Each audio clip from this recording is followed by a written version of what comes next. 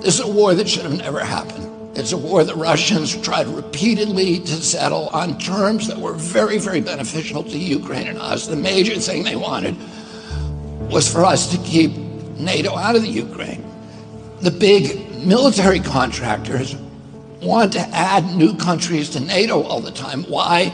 Because then that country has to conform its military purchases to NATO weapon specifications, which means certain companies, Northrop Grumman, Raytheon, General Dynamics, Boeing, and Lockheed, get a trapped market.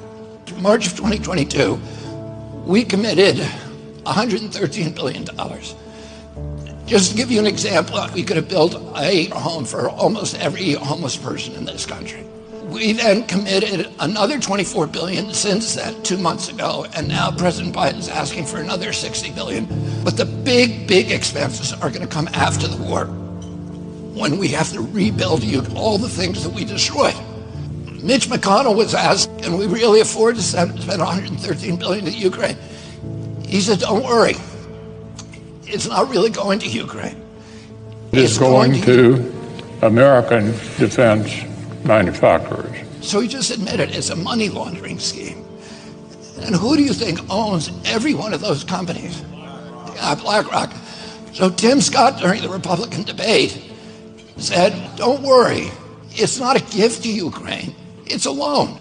So raise your hand if you think that that loan's ever getting paid back. Yeah, of course it's not. So why do they call it a loan? Because if they call it a loan, they can impose loan conditions. And what are the loan conditions that we impose on? Number one, an extreme austerity program, so that if you're poor in Ukraine, you're going to be poor forever. Number two, most important, Ukraine has to put all of its government-owned assets up for sale to multinational corporations, including all of its agricultural land, the biggest single asset in Europe. In Ukraine, there's been 1,000 years of war fought over that land. It's the richest farmland in the world. It's the breadbasket of Europe. 500,000 kids almost, Ukrainian kids, have died to keep that land as part of Ukraine. They almost certainly didn't know about this loan condition. They've already sold 30% of it. The buyers were DuPont, Cargill, and Monsanto. Who do you think owns all of those companies? Yeah, BlackRock. And then in December, President Biden gave out the contract to rebuild Ukraine. And who do you think got that contract? BlackRock. So they're doing this right in front of us.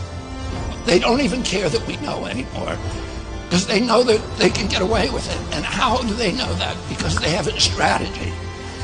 And that strategy is an old strategy, which is they keep us at war with each other. They keep us hating on each other.